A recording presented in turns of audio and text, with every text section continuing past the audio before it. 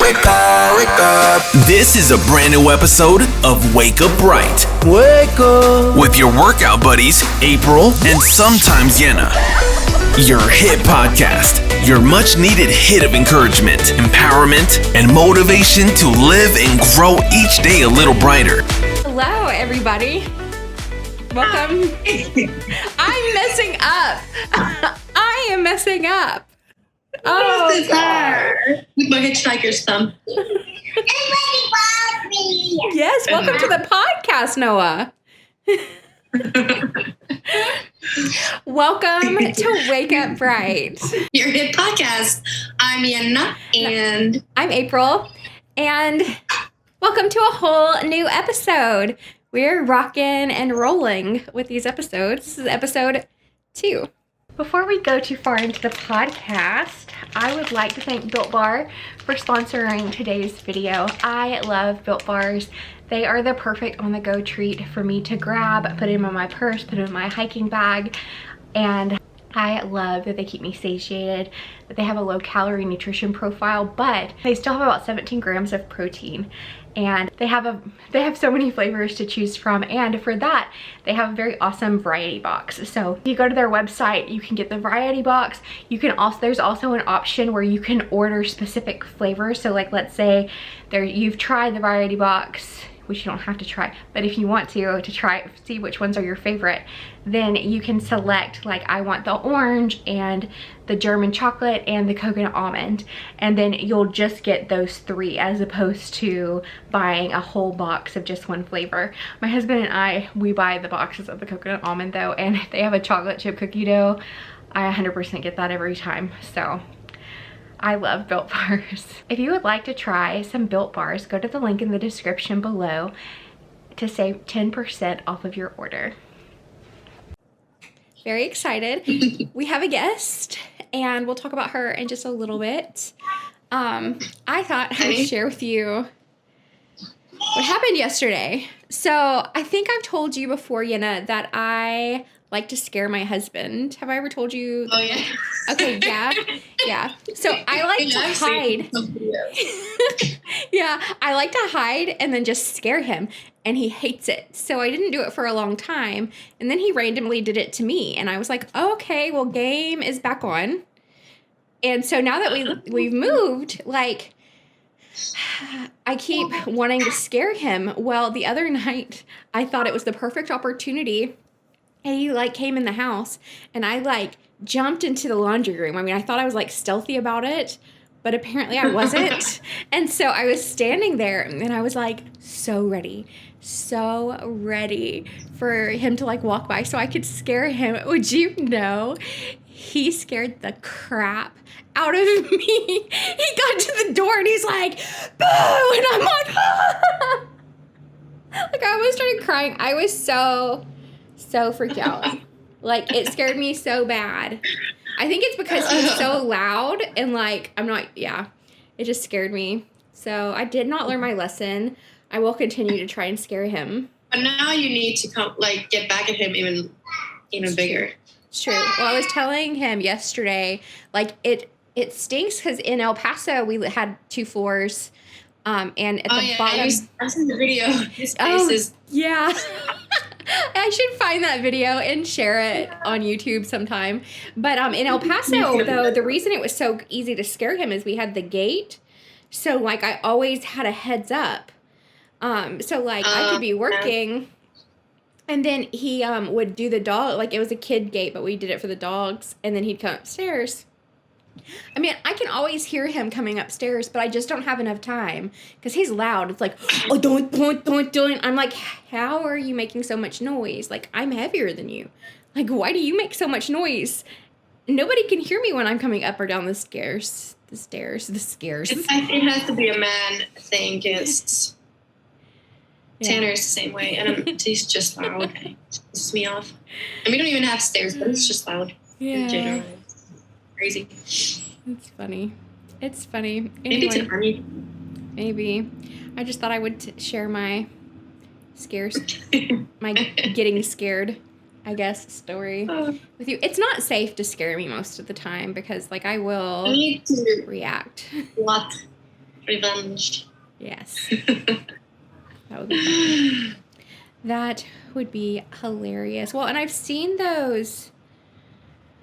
I feel like there's been TikToks about scaring your spouse and stuff. I need to go on TikTok and like look it up and see like what TikTok. other people are doing. I'm pretty sure there has to be. Yeah. TikTok's definitely good for something. If you want to learn a dance where you don't actually have to move around. I don't learn anything. Yep, it's true. I love TikTok. I don't care what anyone says. I love TikTok.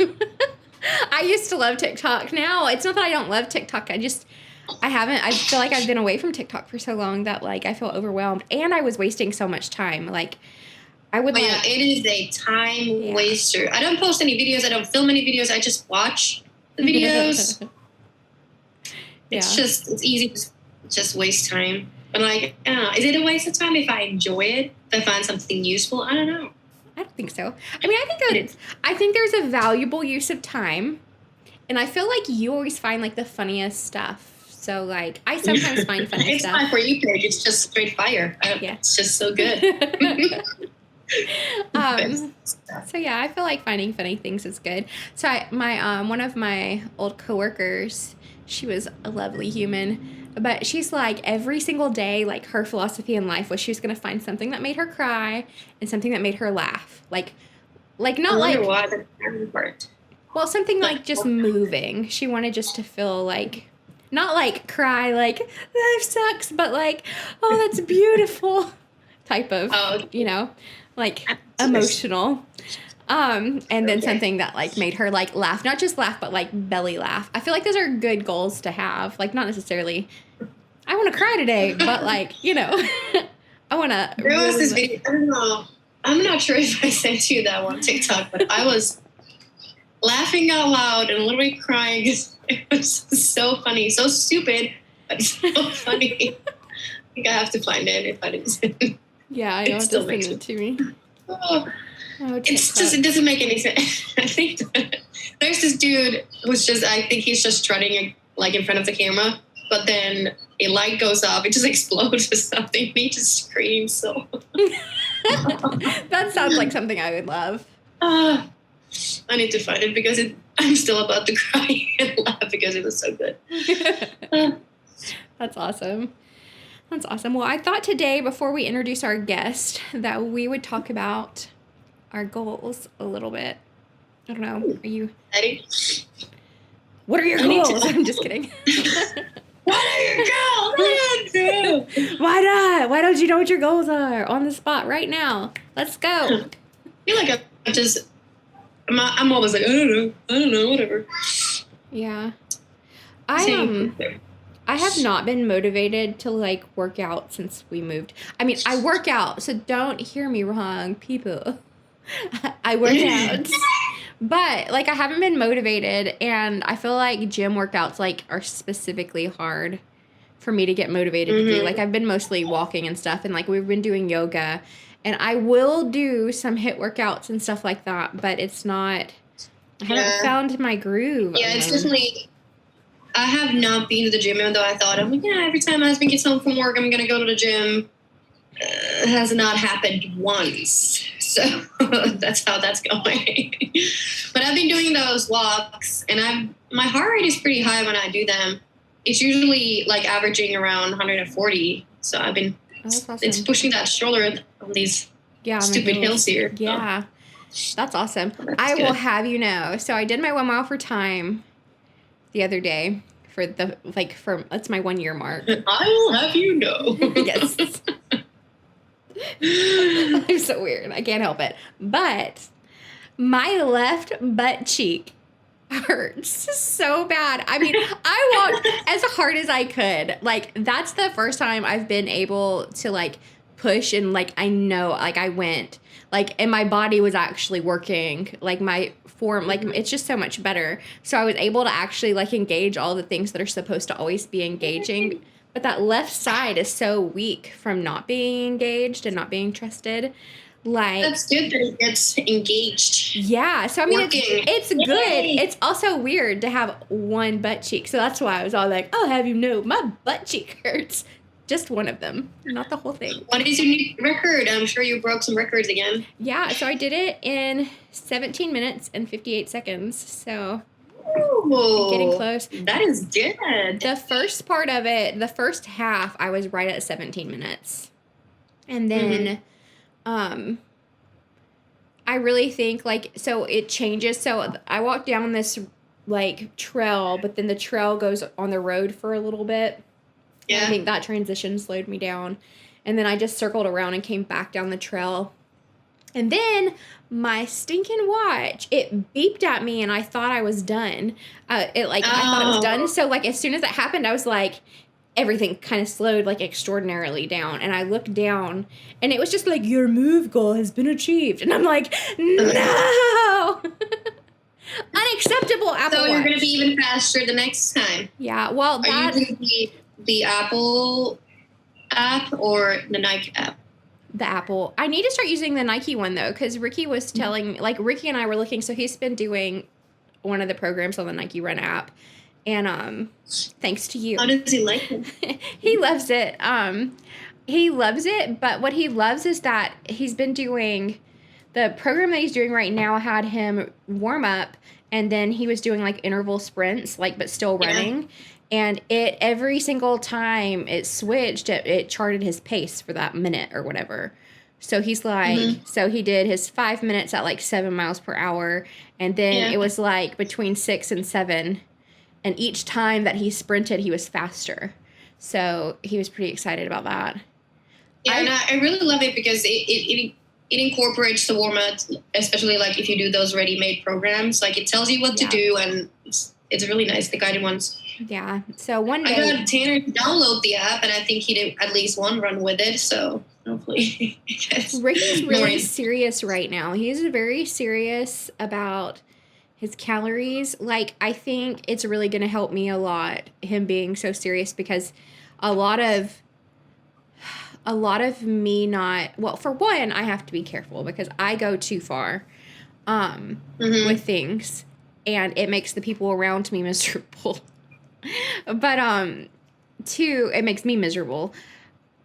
Yeah. I don't remember what 2 was. But I love it that he's like, it's so much easier if 2 people are kind of watching what they eat and whatnot, so it's easier. Well, and it's just harder because normally it's like he doesn't understand. He's never understood. So even when I'm not being like super like over committed, I'm not just committed, I'm always committed, but not over committed. That's, I guess, the best way I can describe it. When I'm not even being like over intense, like he won't understand, like I don't want to go out to eat because like all of a sudden a salad that should have like 500 calories has like 1,200 calories, and then I'm hungry like an hour later after eating 1,200 calories. Like I can't do that. And he's never gotten it, but now that he's like putting everything in his MyFitnessPal, he's like, oh my gosh, did you know? Did you know that ribeyes have this much calories? And I'm like, Yes, I did. I absolutely did.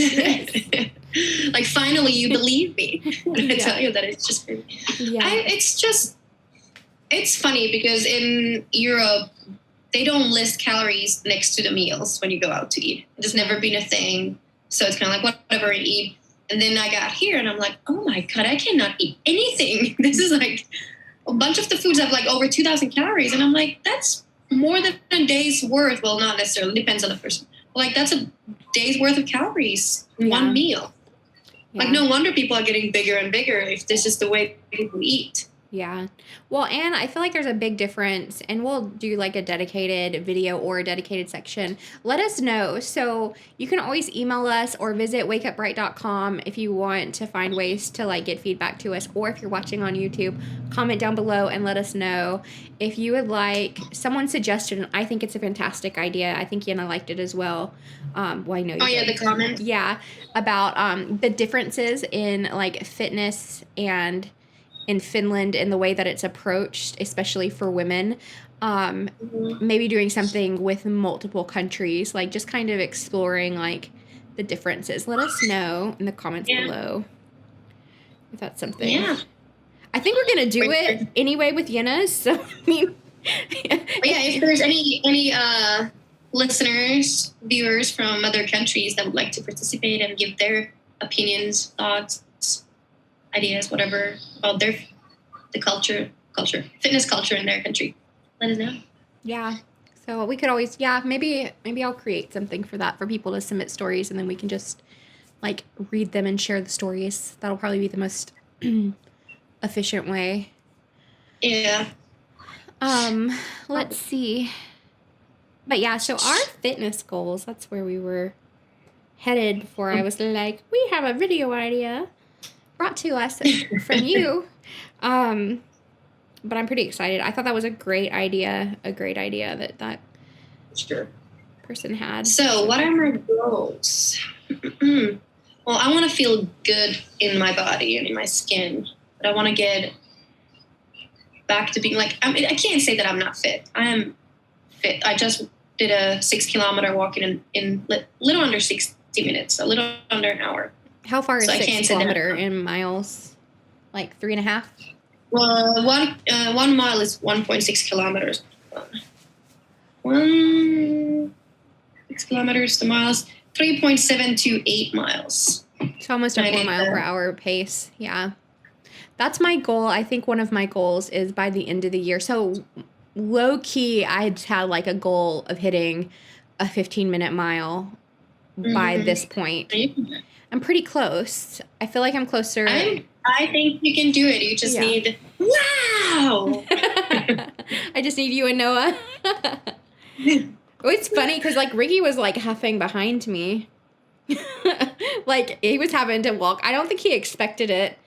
I was just determined. I was like, because I set a goal in the car and I was like, at least 18 minutes. I want to do it in 18 minutes. I got really excited though when I was walking, and it was like, oh, that's what I was going to say earlier. So the first half, I was like 17-minute miles, but then the second half was slower until the end, and I started pushing it. Then my watch kind of messed with me. But then after my watch messed with me, I had to walk extra hard. And when I got done, I didn't know how hard I was walking. I wish I had the Nike Run app because it would tell me. But so for that last leg, so because I hit a mile and I didn't slow down, I just kept going. And for that part over a mile, it was like around 15:10, the average pace. Ooh. So I know that my squatty body can get there. Yes, you can. So I'm sure you could. I think you already can do the 15-minute mile. Yeah. My fastest kilometer was 9:25 with the stroller I did on that walk. Yeah. Yeah. And then as far as running, I don't know that I will actually start running for a while. A lot of people were commenting about that and going away from goals. But like I would like to run, but I still sometimes like I feel like I'm still too heavy to run and be gentle on my joints. So yeah, running is hard, especially like you need to have a really good form to not mess up. Yeah. Stuff. And I feel like I'm close structurally.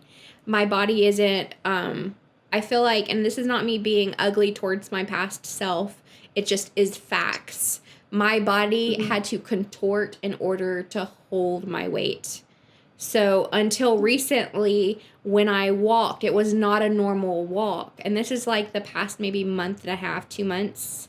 Because like I was saying, like this last mile for time is the first time that I know I was equally swinging into both hips as I walked forward. Before that, I didn't. So, and there's still some extreme imbalances, which is one of the reasons I'm excited. That was one of the goals. Oh, for my goals.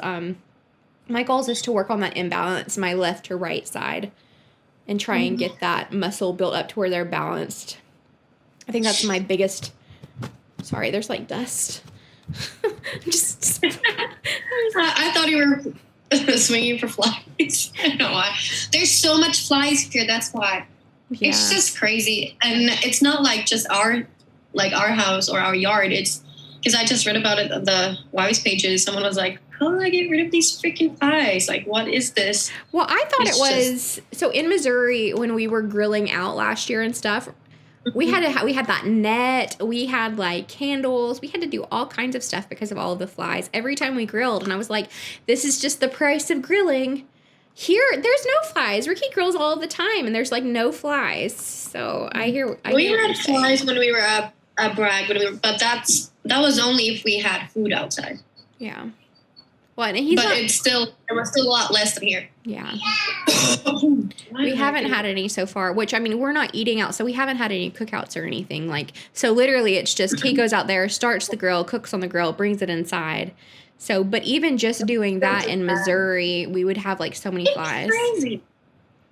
So many flies. It is like, it's not even enjoyable to be outside at the moment because there's just so many flies. We don't have to have any food there, anything. It's just so many flies.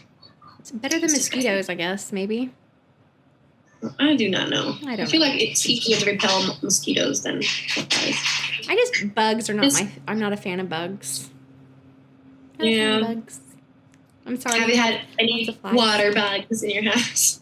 No, but last night I was walking Julio, and the dogs have never noticed them because where I walk them, there's usually a couple spots we hit, and there'll be like lots of them, and they'll kind of scatter. The dogs have never noticed. Well, yesterday, like Julio was just walking, and he was like looking down at the ground, and there was one, and he just followed it with his nose. It was so I really can't describe it for the people listening, but it was so funny because it's like he was like doo doo doo. I got smells, and then he's like, what the is this? And he like follows it with his like face and his whole body. It was just the cutest, weirdest thing. But I was like, leave it. Don't eat that bug.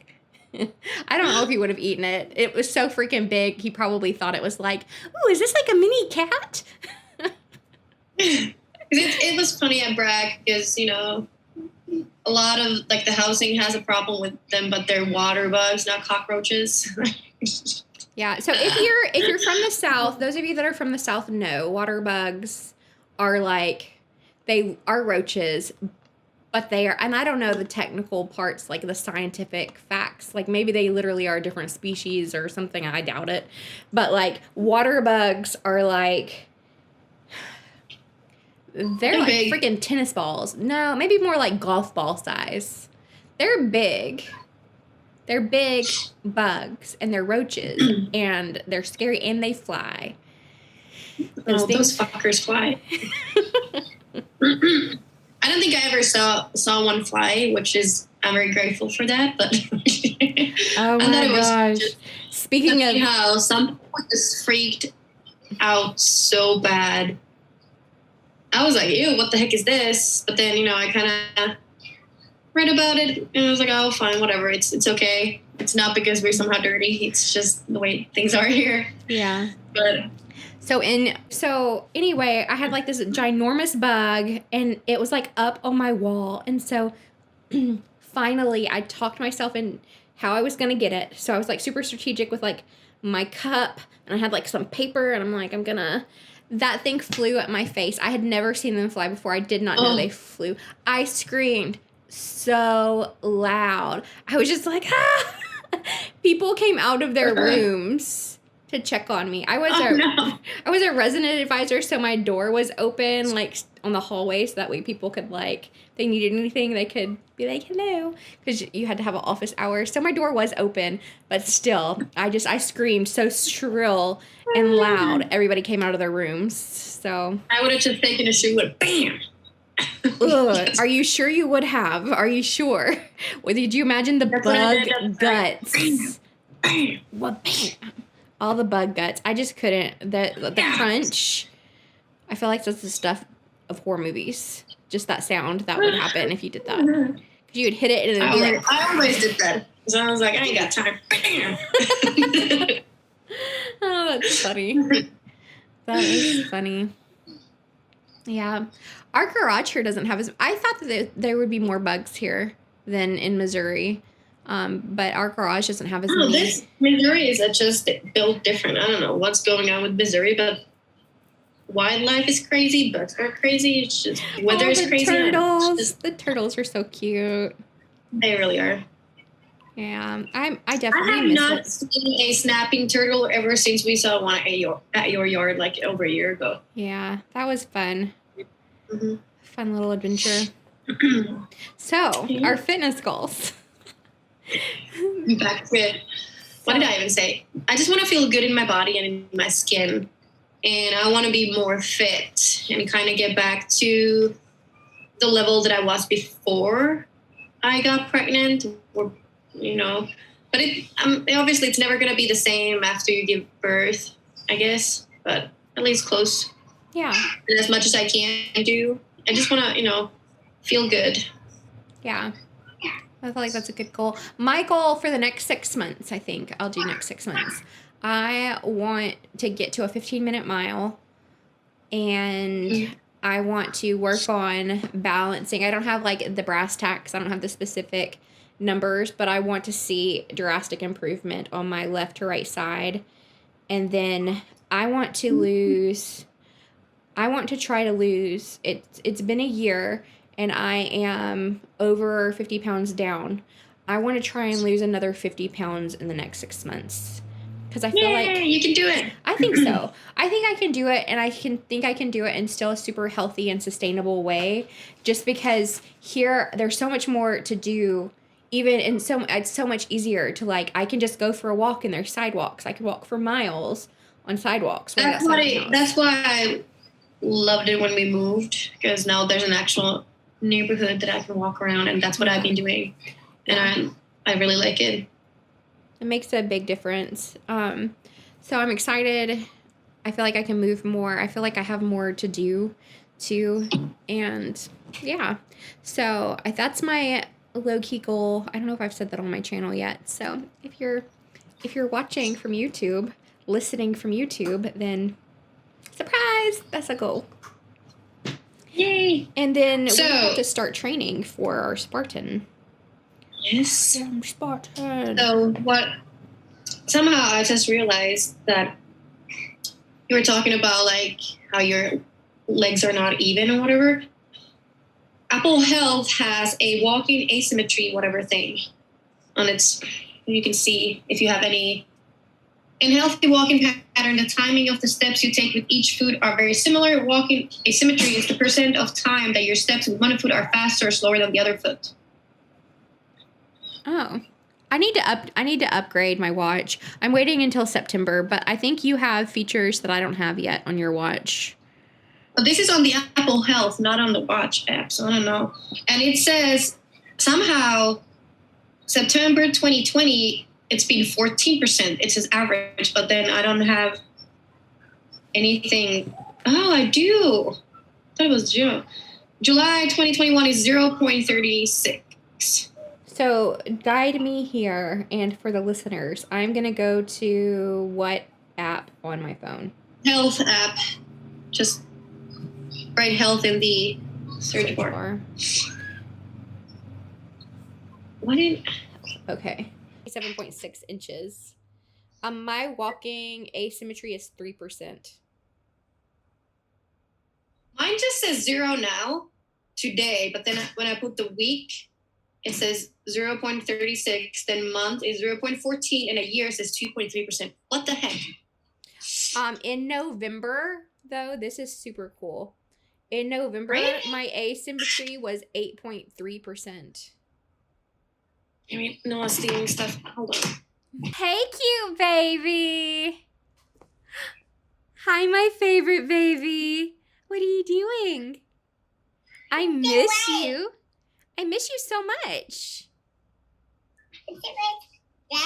Yeah. You're so big. You're a big boy now. You're all growny. Let's go. What? Hey, Uncle Abe. Nobody knows. He has his word. Go white. You're white. Yeah. All right. Well, I'll see you later, Noah. Okay, so we took a little break. Y'all didn't see it, and I'm probably not going to include that. So what are your measurable fitness goals? Well, I want to lose a little bit of weight, but I don't think that's, I don't know, maybe like 20 pounds at least. Because I weigh a lot more than I did, but at the same time, I don't think it's distributed really. Yeah, it's my body. has changed a lot. So I don't think it would be even feasible to try to be that weight. And it doesn't really, like, weight doesn't really matter. Yeah. At the end of the day, it's just how much muscle you have and whatever. But I would be able to, I would like to be able to run a 10K in an hour.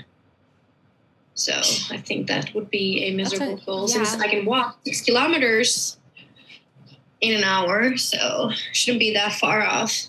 That's a really good goal. Yeah. But for now, I feel like I just want to focus on running and, well, I've been just walking, but just actually start running and do that 10K in an hour. It's a good goal. It's a good goal. Well, I like it.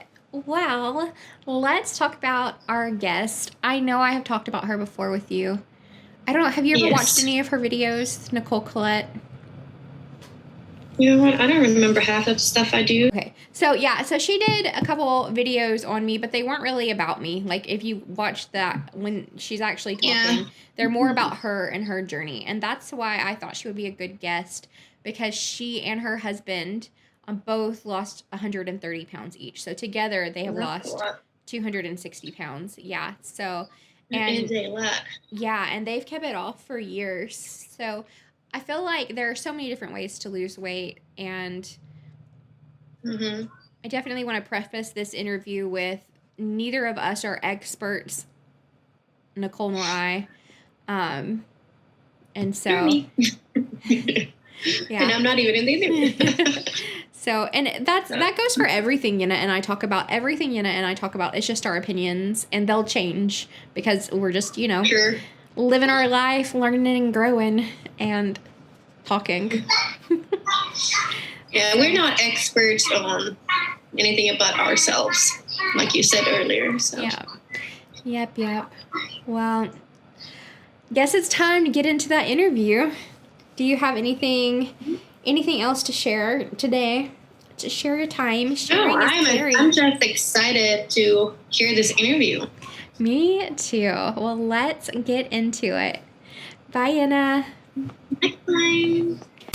Now, it's time for the main event of today's hit episode. Let's welcome our special guest. How are you? How is life? Everything is great. How about you? It's good. I'm loving all of your outdoor Instagram posts. Those are always fun. It's so pretty where you're at. It reminds me more of Missouri than here. It's very, I feel like, similar. Like, just looking around wise.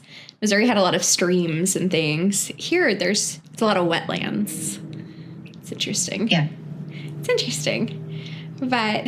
Are you liking it so far? You're adjusting to where you moved? We love it. I mean, it's hot. It's like, it's not quite as bad as like South Alabama, or the coastal areas that are further south. But it's still like you can almost drink the air. Like, no matter what I do, I'm sweating. If I'm outdoors, like, it's just instant. And it's not just like it's anyone. Like, you just are going to have like a little bit of perspiration. Like, it's very, like, generally inside my house with the air conditioners running, it's about 50-60% humidity inside. So that's after it's gone through like the air system, which usually pulls out some of the humidity. So it's fun.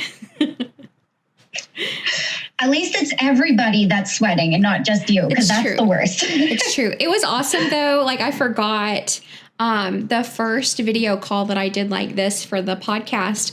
I allotted like an hour before to like shower and blow dry my hair and stuff. And in El Paso and in Utah, because it's a desert, it would take me like 5 seconds to blow dry my hair. And then in Missouri, it was like 10 seconds. It wasn't really 10 seconds, but like 10 minutes. Here, I can blow dry my hair for an hour and my hair is still wet. I don't understand like what it is about humidity that just changes so much. But I never even thought of that the different places and the different humidities would do that. Yeah. But you're right. Yeah, it's crazy. It's interesting. So Well, your channel has grown quite a bit. Congratulations. It's awesome. Thank you. Yeah. I feel Congratulations to you too. Yours is growing too. Mine grew really fast and then it's kind of stopped, which is okay. Like, it's okay. But it'll, I think YouTube's just funny with the way that it works as far as like, sometimes you grow and sometimes you don't.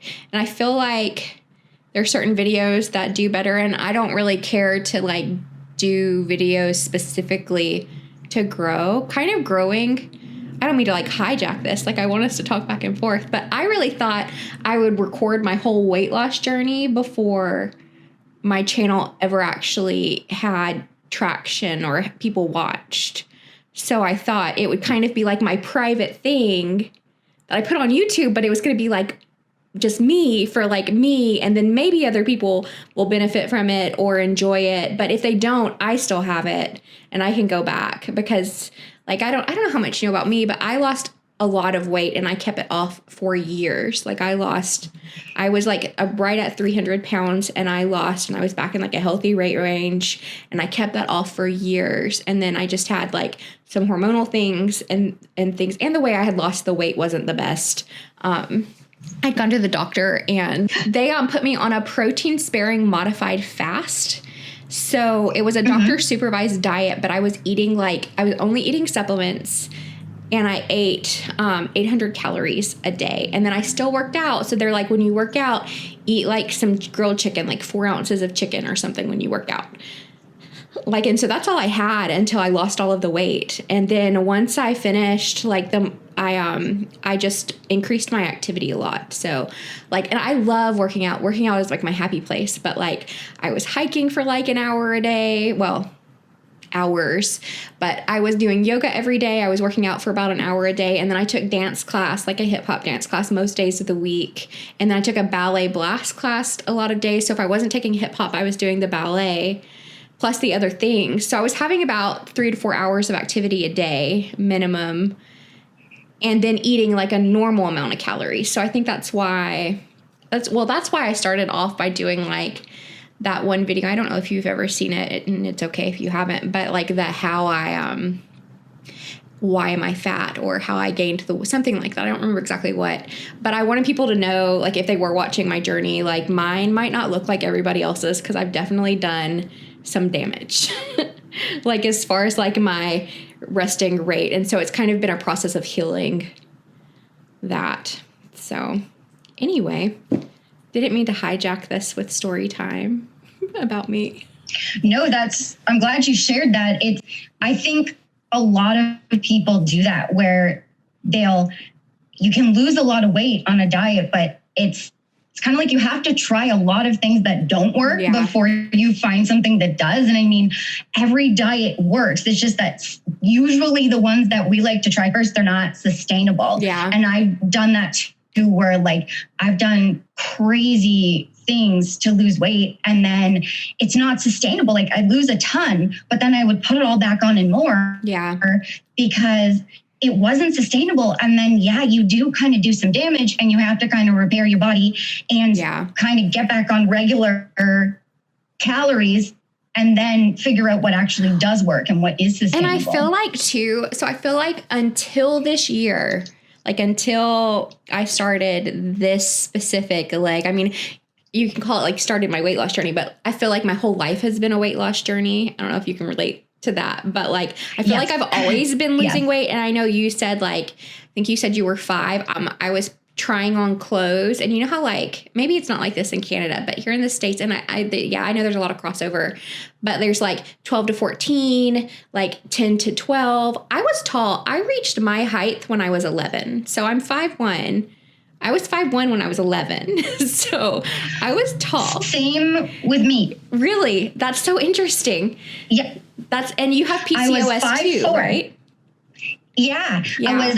I was 5'4" when I was 9. I was the tallest in my class, but I stayed 5'4" and never grew after that. No, and same. And like, I remember, I don't think I realized everybody was taller than me until I got in an argument with like my best friend because I was like, well, we're like the same height. And she's like, April, I'm looking at the top of your head. And I'm like, no, you're not. We're like the same. No, we weren't. Because I was so used to my whole life being taller than everyone that it was weird. But yeah, so I when I was in second grade, I didn't know this, but I didn't know this until I was an adult, but I was about to hit a growth spurt. So I was about to shoot up quite a bit.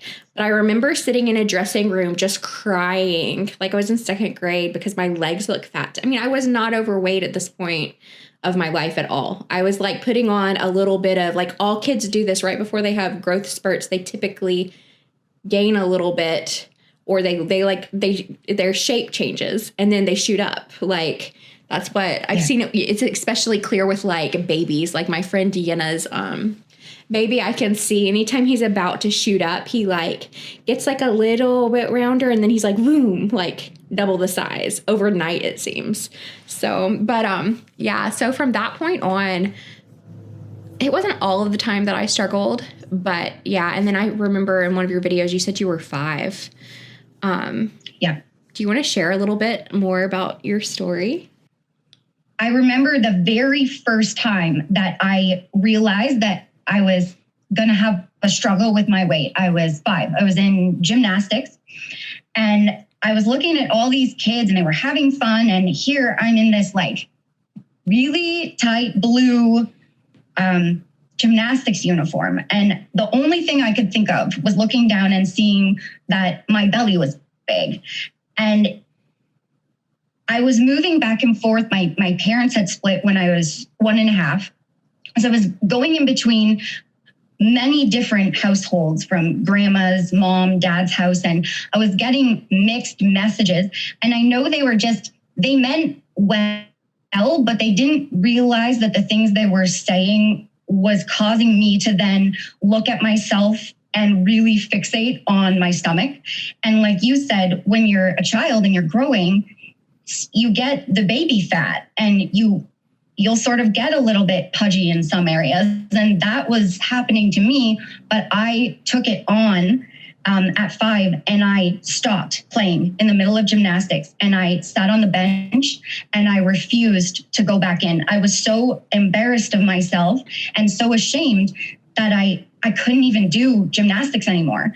So I ended up saying to my mom, like, I need to leave. And from that day on, I was really embarrassed of my body.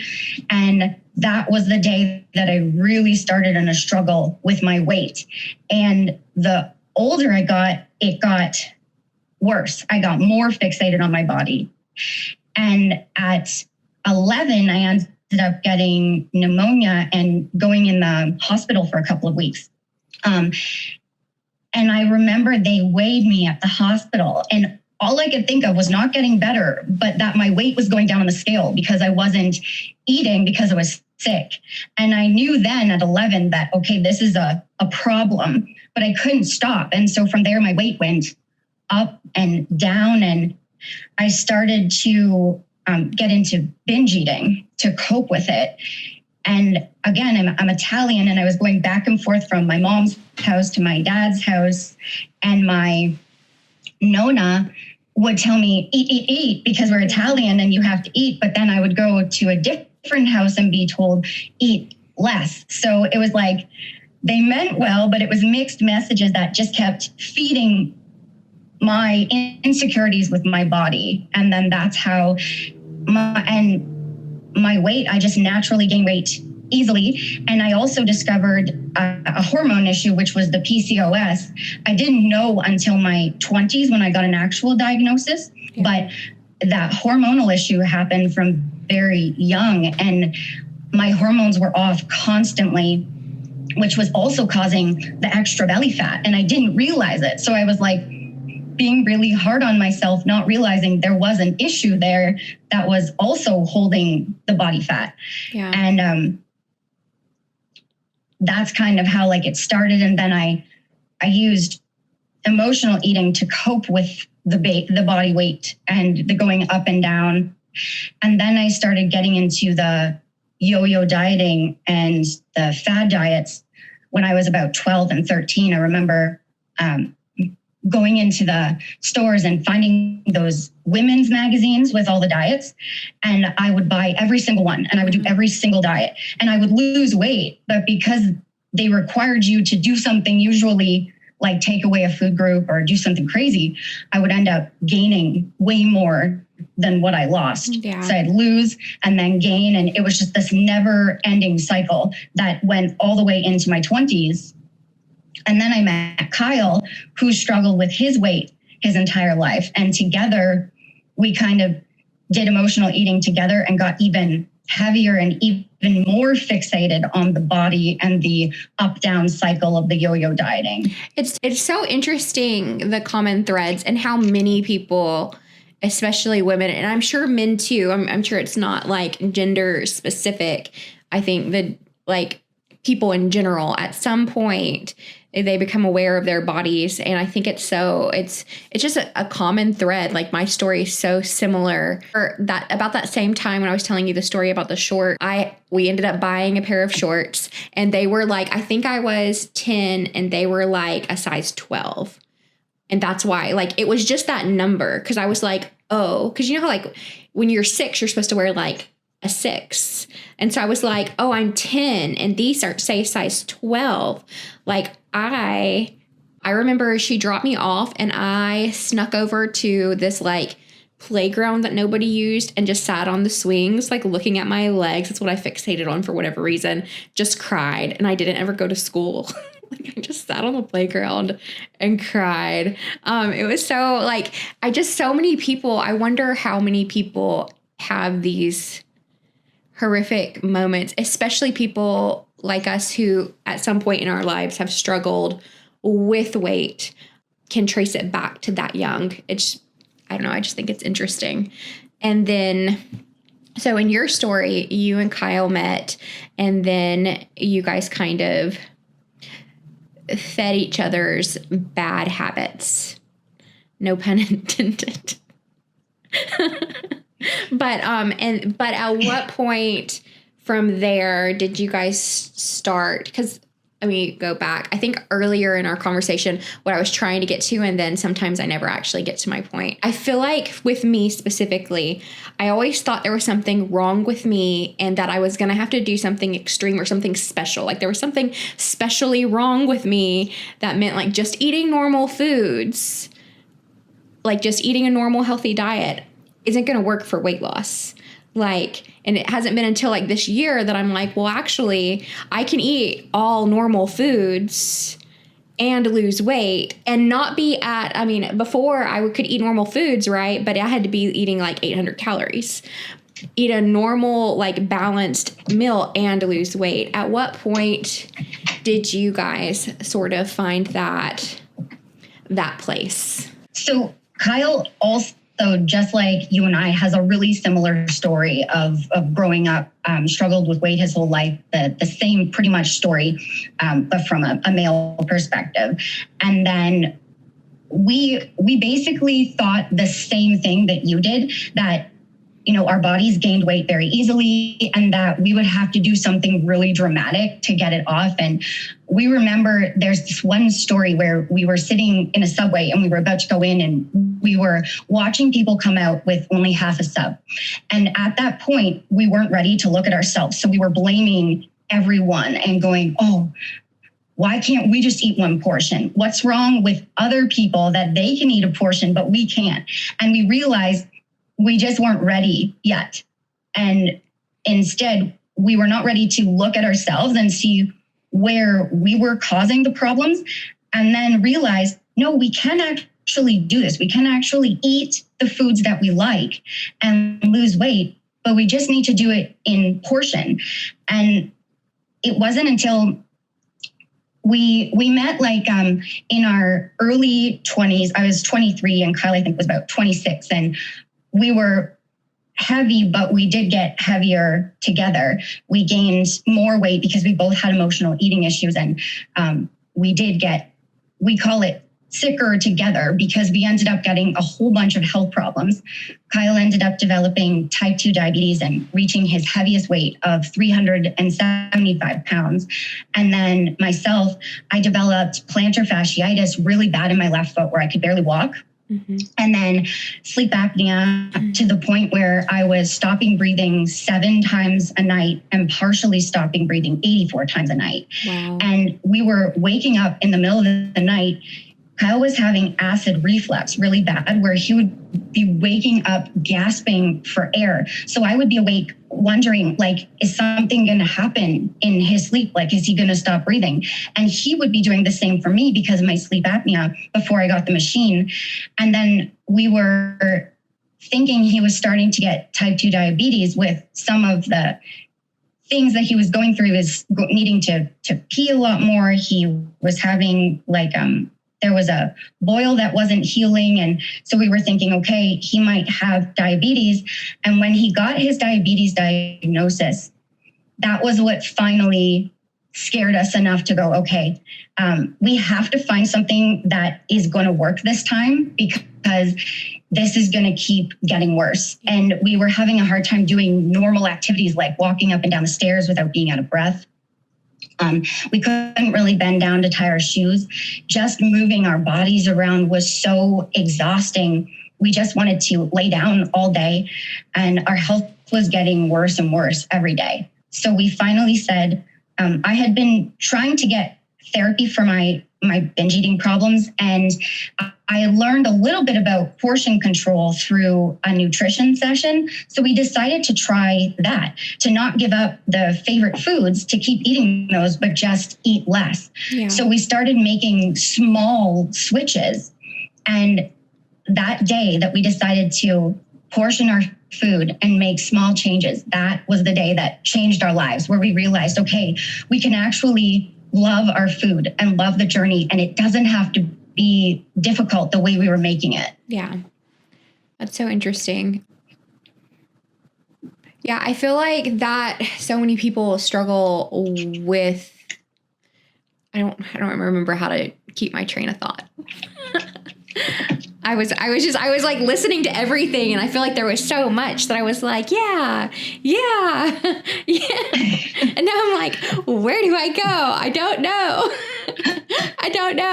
At what point did you guys bring in, or at what point were you able to start moving more? Did you start right away? Did you wait until you had lost a certain amount of weight? How did that work for you? We started with making the small switches, and then eventually like the portion control. So while we were making the small switches, like I know in a lot of my videos I mentioned I was drinking 7 cans of pop a day, and I didn't change the amount at first because I knew that would be too much. So I went from that to diet. And then at that point where we started the small changes is when we thought the only thing physically we could do a little bit of was walking. So we decided to pair the portion control and the small changes with moving our body as much as we could. We started with 5 to 15 minutes because it was really difficult. Like with my plantar fasciitis and Kyle was getting leg cramps really bad, we would just get outside every single day. We made a pact with ourselves. We're just going to get out and move as much as we can. Yeah. So we would go, and it was usually every couple of minutes that we would have to stop and take breaks. And we would just wait there as long as we could. And then when we were ready, we would go again. And, you know, the more we did it, it would go up to 15 minutes. And then the more we did it, eventually our stamina improved. And with the portion control and the moving our body, we started to see results really quickly because we had so much weight to lose. We both actually lost about 50 pounds in the first 3 months, just doing those small things. And eventually our stamina built up, and we ended up being able to go like half an hour every single day. And it didn't matter. We made a commitment to get healthy for ourselves and each other. And I remember this one day, it was winter and it was a snowstorm, and there was literally snow up to our knees. And we said, no, we made this pact. We're getting out there. And there we were laughing and struggling, but we were still going. And we went for half an hour in the snow up to our knees. And we knew that this time it was going to be sustainable because we were doing something that we liked. We were doing it together, and we were following through on a pact we made to each other and to ourselves. And we were finally doing it after all those years of struggling and thinking that it was impossible. Yeah. And it was really cool to do that. Do you and or Kyle find yourself struggling with the same mindsets or the same habits at this point? Because you guys have kept it off for like 6 years, right? You've kept it off for a long time. Do you still battle those tendencies, or has it become so routine that you don't struggle in those same ways? Or are they struggles, but whole new struggles? Yeah, I think it's like a combination. So once we got the weight off, sorry, I have a jumbly. Okay. Me too. So take your time. Take your time. I totally get it. I have all these things and I want. Yeah, I do that where it's like earlier I did it because you had said like, I don't know, 5 or 6 different things that I was like, and I was listening to you. So it wasn't like formulating ideas. So when you stopped talking, like all of those things, it's like they wanted to come out at the same time. And I'm like, it's not gonna work. So take your time. I do that all the time. Okay, thank you. First, the one thing that we struggled with at first was like, well, anything numbers overwhelmed us. So we didn't track our progress in that way. We kind of just went by like the mirror and how our clothes like felt and looked. And so what we would do is if I could just get under 200, or for Kyle, if I could just get under 300, like those were the things that we struggled with at first, like thinking that once we got there, everything would be perfect. Yeah. Then once we lost all of the weight, it sort of was a different struggle where now we had a lot of loose skin and we were really proud of ourselves for how much weight we had lost. But we thought, okay, what's the next goal? So then we combined the moving with muscle building, thinking that would maybe fill out some of the loose skin, which it did. But in order to build the muscle at that point, with our knowledge, we gained a little bit of weight back in order to put on the muscle. Yeah. So then it was again kind of finding what worked. And sometimes we would make the mistake of like pulling back way too much food and then or over exercising or under exercising. So the struggles are always there, but I think they sort of just evolve into different ones. Mm-hmm. Then we figured all of that out. And then last summer, we decided that we were happy with where we've come from, but we thought, well, we'd like to lean out a little bit more. So then it became, we had never been okay with numbers and until last summer. And then we decided to add maybe having an idea of how many calories we were eating in a day. Yeah. And then that became the struggle of, okay, how many calories? And then we needed to up our cardio. And it was about going back to the deeper motivation of never wanting to go back to having health problems again and pushing ourselves, knowing that we could keep going. So now the struggles are some days I'll not want to do my cardio, or some days I won't want to do my weight training. But I knowing that I'm helping other people and also not wanting to go back to where I was, I just keep talking myself through it. And some days, like, there's insecurities, or some days I'll feel like my old emotional eating stuff want to come back in, and I just have to keep talking to myself and calling myself on it and just working through it and knowing I love my food and I'm proud of where I came from. And I also know myself enough to keep pushing. And Kyle does the same thing where we'll talk it out and we'll say, oh, I'm not really motivated today, but then we'll push each other to keep going. I love that. The struggles just like you sort of evolve. Like our diet has evolved so far from like portion control to now I eat like within a calorie window. So it's like really cool because when we started out, we never thought we would get here at all, like fitness level or even the size that I am. I didn't think that my body was capable of being a size 5, especially with the PCOS. Yeah. So it's just really cool, and it kind of evolves as you go along. It's so interesting. And I think one thing, so let me preface this by, I do not think I am an expert at pretty much anything except for maybe myself. Like, I feel like I'm an expert at the way that I'm feeling in the moment for the most part. That's probably the only thing I'm an expert about. And I feel like you would probably say something similar. So this isn't coming from like a place of, I want to educate people.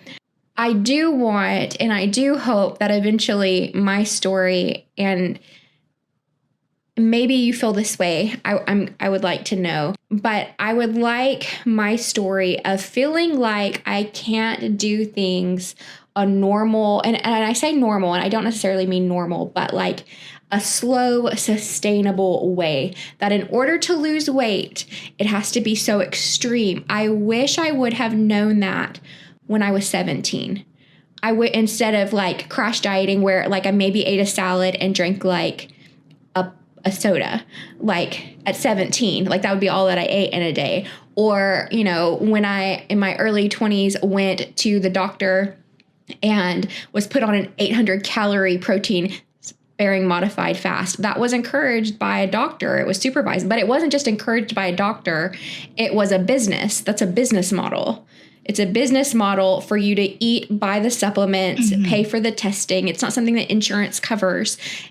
I wish I would have known what I know now then, and I hope that my story helps. And I think your story's already there where, like, because you already, I mean, you don't have an ending. You have like a forever like life journey of like loving health and fitness, but you've gone past that weight loss where you can focus on building up your body in a different way and building up your fitness levels in different ways. Just all of this to say, like, I hope that for anyone listening or watching that you're encouraged by Nicole's story, or by watching my tediously slow journey, that it is possible. And it would have been much better for me to take 3 years to lose the weight when I was 17 than it is now, because then I would have so much time, where instead what I've done is I've lost a bunch of weight, I've gained more weight, lost a bunch of weight, gained more weight, lost, and then until it was just kind of a steady increase. What are your thoughts? What do you feel? I totally think the same thing. Like, I always think if I could go back and give myself one piece of advice, or if, you know, Kyle and I talk about this often, actually, if we could go back and give ourselves at the beginning of our journey one piece of advice, I wish actually I could go back to my 5-year-old self and say, like, you don't have to do it this way, and it's normal to struggle. For anyone listening, anyone that's struggling, even you, April, just know, like, I really believe everything happens for a reason, and that we have to go through whatever it is that we're working through. So we have to try, like for me and Kyle, we had to try all these fad diets. We had to take away food groups. We had to do all of these things that weren't sustainable in order to find what is sustainable. And that's why we have a YouTube channel, because we struggled so much. And we honestly thought that it was going to be impossible for us to lose weight. And we eventually found what worked. And it's eating foods that you love. We choose low calorie versions most of the time. Eating, portion if you can't do calories. And then now we do calories. It's about loving it. And you'll eventually find it. And it's normal. It's not a linear process. And it took me and Kyle 2 years to lose the weight. We lost 100 pounds in the first year. And then we were going to get married, and we thought we could speed up the rest of our weight loss by taking away treats. And that was a huge mistake that actually backfired, where we ended up going back to emotional eating and gaining 10 pounds. So then we had to figure out, it took us another year to get back on track, lose what we had gained, and then lose the rest of the weight. So for anyone that's struggling, just know you're not alone, and it's normal to go up and down. It's normal to make mistakes, but don't give up. Keep getting back up and pushing through. Try everything that you feel like you need to try until you find what works. And if you are feeling like, man, this is really hard and I don't like this, there is another way to do it. Keep going. If you love your food and you love your exercise, that's the sustainability there. You've got to love it. And if you don't, keep finding stuff, keep trying stuff until you do, because you can make your journey so much smoother, and you should enjoy it.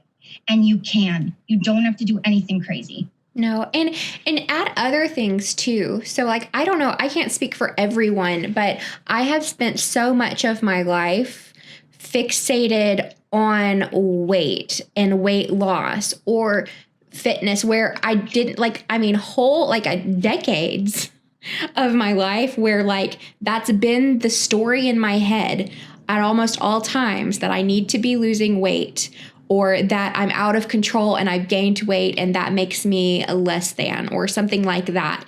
Like, it doesn't matter like what's going on. That's like a narrative running in the back of my mind, and you don't have to engage with that narrative. I love what you said about the linear, because I think while there's bumps in the road where I've always really gone astray, and sometimes it's like a depression or something that I can't exactly fully control. There are things in it that I could always control, but it's where I start to gain, or I hit that stride where maybe it's not, things are going so great, and then I give myself over to it, to those feelings. So like what you were saying about how you had gained about 10 pounds and then you had to refocus, like what I've done in the past is like I've gained that 10 pounds and then it's like all of a sudden snowballs very quickly into being like I've gained 40 pounds. And I feel like that's such a common thread, where if we can just force ourselves to change the narrative in our minds that it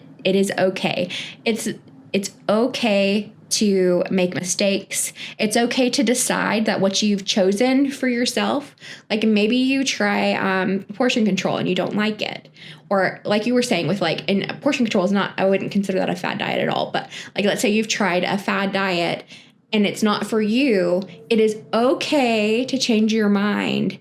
And when you change your mind, you may experience some weight fluctuations, and it's okay that the weight, like that's what I took from what you said. Those fluctuations are going to happen, but it is important to continue forward, I think, on our journeys, which is so easy to not do. It's so easy to give in. And it sounds like you and Kyle, you reached a point where you didn't give in anymore. You continued forward.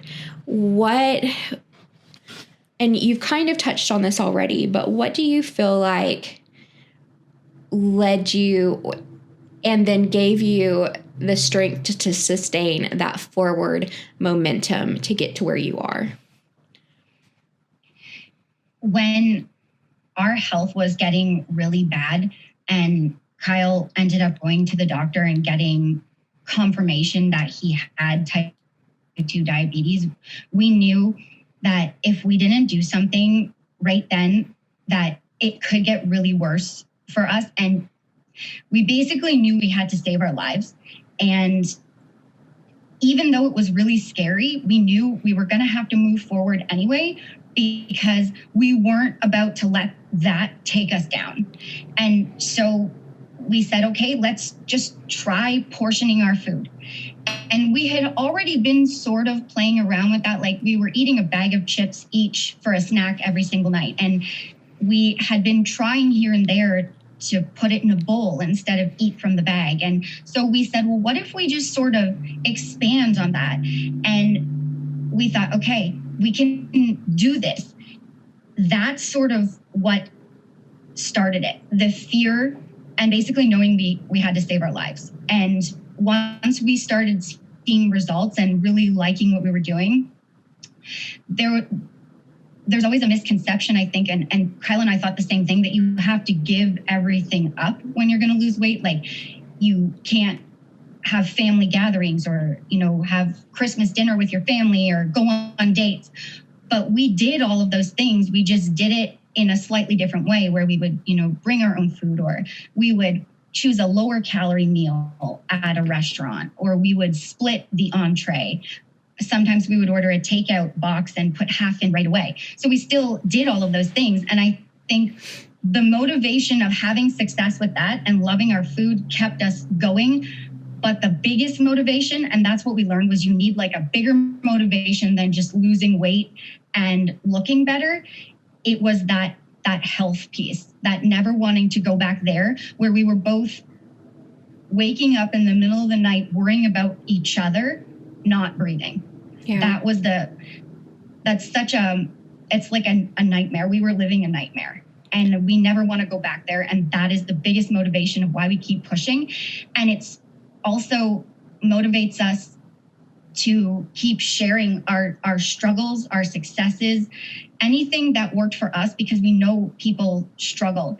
And we know a lot of people are scared and they're doing things that aren't working because we were there too. And we really, it motivates us to know that we can maybe share our journey and what didn't work and what did work, in hopes that we can inspire others to know, like, it's okay. You're going to make mistakes.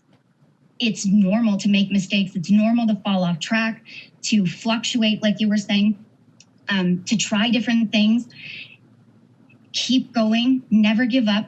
If you never give up, you'll find something that works. And it's okay that it's not the same as someone else's. If whatever works for you, that you love, that you can sustain, and whatever your motivation is, use it. Every time that you're struggling, remember why you started and just push forward, even if you're scared. And that's what we find we have to do often.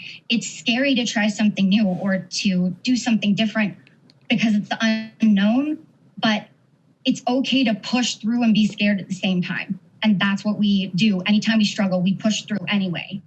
Yeah. I feel like recently, I think it was on Instagram, you were saying just find one thing that you can start today. And I typically would suggest to most people, like, spending at least 15 minutes outside, even if you don't exercise. Like, just something about being outside is therapeutic. But I was thinking another thing that you can do just to start something is start saying kind things to yourself. Because one thing I think I love about your and Kyle's journey is that as you guys did it together, and this is all in my head, this is a story that I wrote in my head. So if it's not your reality, just let me know. But I feel like you guys are bonded and you have such a good rapport. That's something that you build, but it's also, as you go through your journey, I know to myself, I am not always the nicest. So sharing that journey with someone that loves and supports you, I'm imagining that Kyle and that you for Kyle encouraged and lifted the other person up when you were struggling. And if you're doing it alone, and it's okay to do it alone, but you have to find a way to be kind to yourself when you don't have someone reminding you to do that. And even when you're doing it in a pair, you still both might be in a negative headspace. But that's one thing that you can do now that's not even diet related to start on your journey, is just change and reframe the way you are talking to yourself and about your body. Like, your worth is not determined by your size, by your fitness level, by any of those things. And I think that that's just something important to be mindful of. I love how you light up when you talk about helping people, because you do. Like, in your videos, whatever you're doing, like, I can tell, like, you're so encouraged and motivated, and you light up when you talk about sharing what has worked with you with other people. And you do that through YouTube. Would you like to talk a little bit about why you do it on YouTube, even though I kind of just, I think, was like, here's why you do it. But in your words, why do you share what you share on YouTube? Yeah, you're right. Kyle and I, he inspires me to be better every single day to push through. And I think we did do that for each other as we went through our weight loss journey. And you do, though, like you said, at a point, you have to look within yourself and just, no matter what, your head is telling you, you have to remember you are worth loving yourself. And I wish at the beginning of my journey that I was nicer to myself, like you said, that I didn't put myself down so much, because that makes a huge impact on how you live your day and your life. So being gentle on yourself while pushing yourself through self-doubt and fear, it's like finding that balance. You have to love yourself, but love yourself enough to push through even when you're scared of something. If you know that you need to do a change, but it scares you because it's going to be better, you've got to be gentle, but also give yourself that little push when you need to. And that's really being kind to yourself, calling yourself out when you're like not wanting to move forward, but also loving yourself when you know you're being real hard on yourself. And then the reason why we share on YouTube is because we were literally like at the bottom of the barrel. Like, I never thought that I was getting out. I thought that one day I was literally going to use emotional eating until my sleep apnea or some sort of health issue caused me to not wake up. Knowing that my life was on the line because of how much I struggled and how hard I was on myself, and going through years of struggling with my weight, from age 5 all the way into my 20s, and yo-yo dieting and taking away food groups and doing all these things that I really didn't enjoy and weren't sustainable, and being so hard on myself, finally finding what worked. Once we lost the weight, we made the decision, like, we're not the only ones who struggle. So why don't we share our journey on YouTube in hopes to maybe inspire others and let them know, like, we really struggled and we found something that worked. And it's okay to struggle. You're going to make mistakes. We made lots. This is how we fixed them. We tried different things and we found what worked. So that's why we share it in hopes that we can reach anyone that's struggling to know that they're not alone, especially if they don't have a support system at home or around them. We want them to know they can come to our channel and it's not judgmental. And we've been where they are.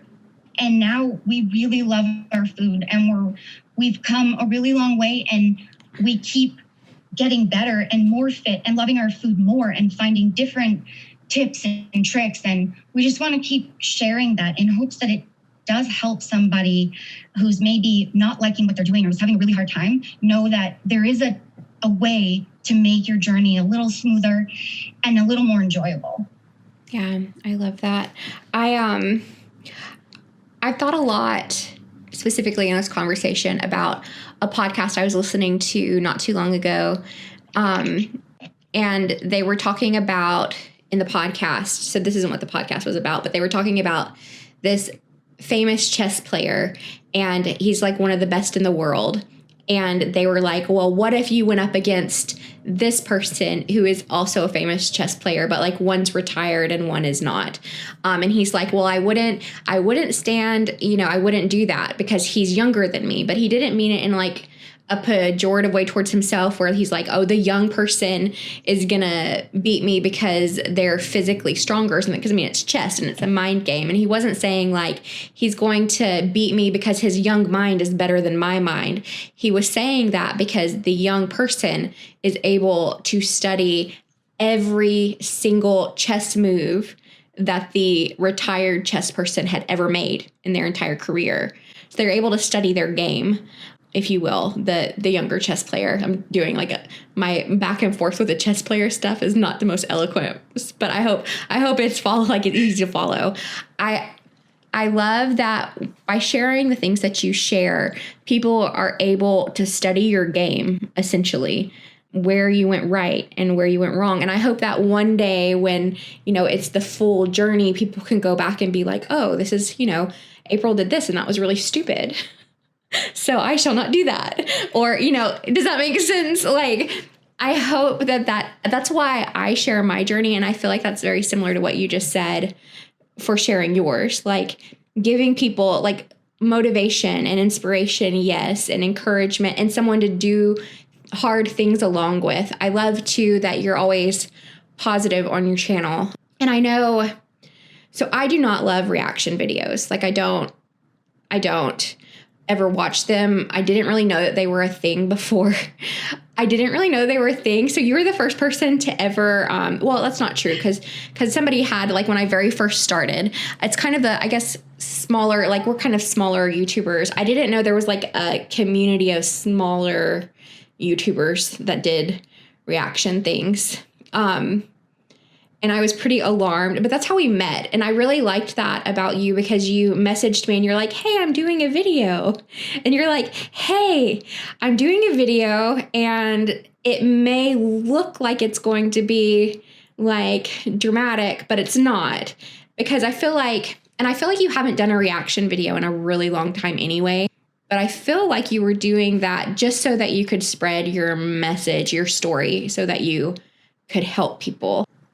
I had a different point, I feel like, when I first started talking about this, but then I kind of lost it when I was babbling.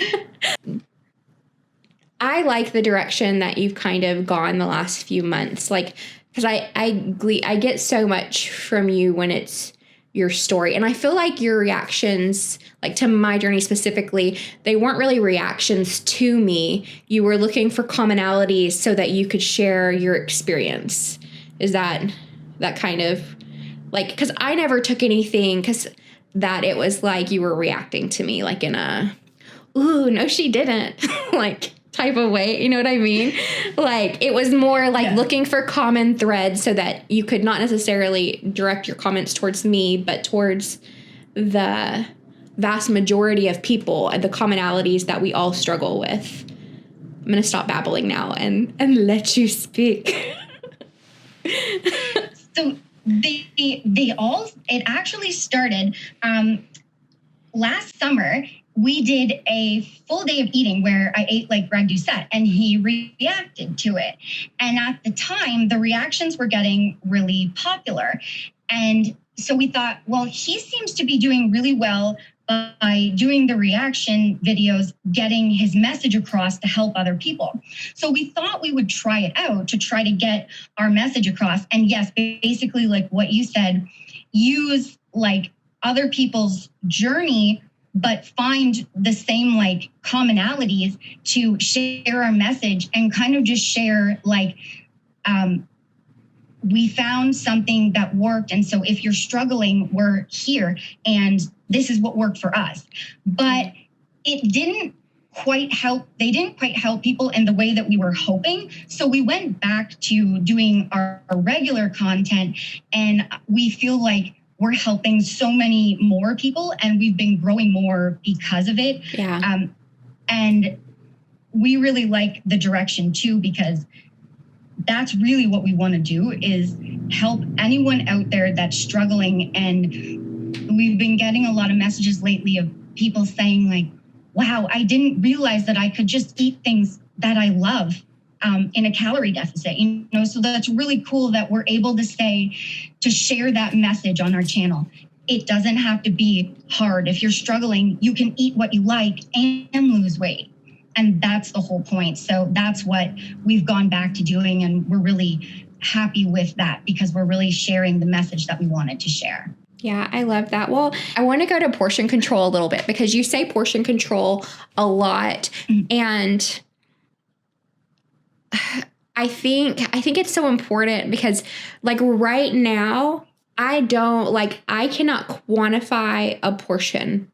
Like, it's not like I can look at something and be like, okay, this is one portion. I have to measure it out. And then it's still kind of battling like, okay, so I stay away from chips. Like I'm not like, I could probably eat a whole bag of chips. And if I put them in a bowl, I would convince myself, I'm like, oh, okay, I could probably just do 2 bowls. So like, I'm still at the point I have to stay away from that. And I think the fact that I'm self-aware enough to know that it's good to know that. Do you feel like the portion control and limiting it to like just one portion helped you learn how to gauge what your body needs? Like, did you start by trusting the portion more than you trust yourself? Is my question coming across? Yeah, and you're right. Like, that's amazing that you are self-aware of that, because I think everyone goes through that. Like, Kyle and I went through that too, where there was a point where we couldn't keep anything that we really loved in the house, like chips. We would portion it, but then we would have to hide the rest of the bag. Whether that meant putting it in a cupboard or putting it in the freezer, but it needed to be out of sight, out of mind. Yeah. And sometimes we needed just the single serving portions, because there was a time where we just couldn't have the food in the house. And that was because of our emotional eating. Like, we had to work through that piece before we could have the food in the house. So I think that's really normal for everyone. And it's really good that you know that about yourself, and that you can, like, as you go along, you'll kind of learn where you can have, the chips in the house, or where you can have just a bowl. Like, that'll come as you go forward. And now we can actually have lots of treats in the house, but we did have to work through that, and most of the time have it where we couldn't see it. Yeah. And then with the portion control, it did, because we knew if we let ourselves kind of do it, I guess, if you use the word intuitive, like, if we let ourselves portion stuff out intuitively, we would have portioned out way more than what our bodies did actually need. So we sort of went with, let's do breakfast, lunch, dinner, and 2 snacks. And then let's use the nutrition information on the backs of packages to try and sort of gauge what a normal portion would be, and then go from there. And it was about trial and error. So we picked the things that we liked for breakfast, and I'll give you an example. Was our first breakfast was an English muffin with a tablespoon of peanut butter and a cup of watermelon. And then, we would pick just do a balanced meal plan. Yeah. And then we went from there. And if we were getting results, then we stayed with the amount of food that we were getting. And then if we plateaued, we would, just pull back slightly a little bit somewhere. And that's kind of how we went. But it is like, you try stuff. And then there's that piece that we learned. Your body takes at least 2 to 4 weeks to sort of adjust to something. So if you change something and your weight fluctuates, try not to get alarmed at it, because your body is going to have to adjust to it. And that was kind of how we went. And then once we made the meal plan, we would write down everything in a journal, because at the time there wasn't any apps or anything. Yeah. So we just wrote it down. We're old. We wrote it down just in a regular journal. That way we could hold ourselves accountable, and we could sort of gauge how many portions we were eating, so that we would know where we ate too many or where we were eating enough, where it was working. Yeah, that's interesting. Well, and I've always wondered, because I'm like, okay, so this is like when I watched your videos and you're like portion control, but I'm like, okay, but portion control, I could not figure out, okay, let me rewind. One time when I was a little kid, my aunt told me that the best way to brush your hair is to start at the bottom and go to the top. And so I was so confused for most of my life, because I was like, why'd she tell me that? You cannot start at the bottom of your hair and brush all the way up. I was confused. I just could not get past that. I don't remember when I figured out that she meant just brush a little bit at the bottom, then move up and brush a little bit, right? So it's similar with the calorie thing, because when you're portion control, and I'm like, calories for the day, and you're like portion control in your video, and I'm like, calories. How many calories did you eat? But literally, so the way you limited it, and I like this, I like the thought of it, but having your 3 meals. And then you just portion whatever you guys wanted, you ate. This is correct. But you just portioned it out. Mm-hmm. And then you had 2 snacks and you ate whatever you wanted for the snacks, but you limited it to a snack and you limited it to the portion size. Is that correct? Yes. And what we found little tricks along the way. So we would individually portion the snacks. And then a trick was if we labeled our individual portions with our names, when our portion was done, like I wouldn't go eat Kyle's. So that was kind of how we did it. Like, okay, Nicole, Monday, nighttime snack. When that was done, because the other one was Kyle's, I wouldn't eat that one. So that was kind of like how we did it without overeating. That was like one of the tricks we learned. Mm-hmm. And then we do get that question often, like how many calories did you eat in the beginning? But numbers were such a big thing with me because of my binge eating problems throughout the years that we really couldn't do numbers. Like even to say, okay, we're going to lose this amount of weight in this amount of time, progress, start date, end date, any of the tracking our weight throughout, like we really couldn't deal with the numbers. It would really throw us off. Yeah. So just portioning and just writing down our food, that was literally the only thing that we could do. So I actually have no idea how many calories I ate. I could tell you now and probably estimate it, but I don't want to do that because still numbers, if I get fixated on them, they do throw me off. Yeah, I could see that. Well, and it's not helpful. Like it's a really, I think going forward, anytime I do a full day of eating, I'm going to shy away from sharing calories because it is not helpful. I have done damage to my body. I also have worked through things and I'm doing things intentionally. It's not helpful for other people to know what my body needs. Like we all need to figure out what our own bodies needs. So like just because you started there, like you're not, and I don't mean this like in an attitude-y way, but I'm like, you're not a dietitian or medical professional. So like you sharing your specific caloric information would not be helpful. Like you don't know what other people's body, you just know, like kind of what I was saying earlier, like you're an expert in yourself. You're an expert in yourself and you're an expert in your own journey. But yeah, so I think that's interesting. This is the, I guess, follow-up question I have to that. What did you do when you had a day and you had your snacks and your portions and you found yourself really hungry? Not like emotionally, I'm bored hungry, but like legit hungry, like your stomach was hurting, like you had hunger pains. Did you ever experience that? If you did, how did you guys combat that? We did. So, and I just want to address the one thing about the calories, like, in the beginning, right up until the last year, we didn't do numbers at all. And we pretty much didn't share calorie counts or anything in our videos. Now, though, I eat in a calorie window. So I like to share the calories because most people ask. Yeah. But I also share the like portion. So like, for example, if I'm doing a full day of eating, I'll say like, okay, a third cup of egg whites, 2 slices of bread. Because I like to give, I do portion everything out still. So I like to share both in case that does help someone. And do you want to say hi? Always. You're in here. You let the dogs in. Just come and say hi. Followed me. Just come say hi.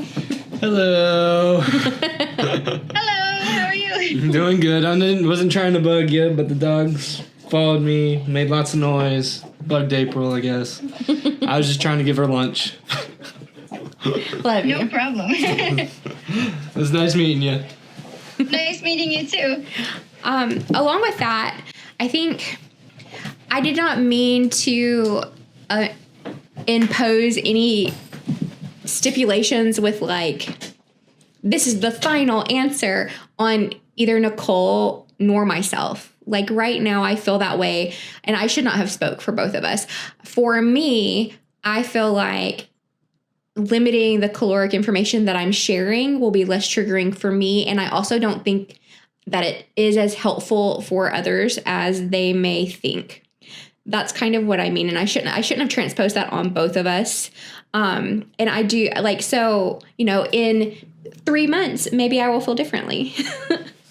kind of like with what you're saying, now you eat specifically with a caloric goal in mind. But still your goal is for you. And then if it helps others. Exactly. Yeah.